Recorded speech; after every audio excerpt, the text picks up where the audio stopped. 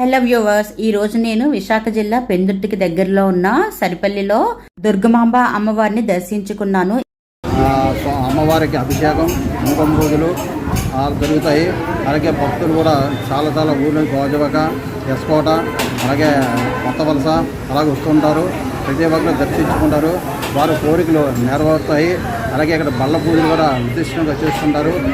అలాగే శుక్రవారం నాడు ఒక 108 మందికి ప్రతి వారం అన్నదానం ఉంటుంది.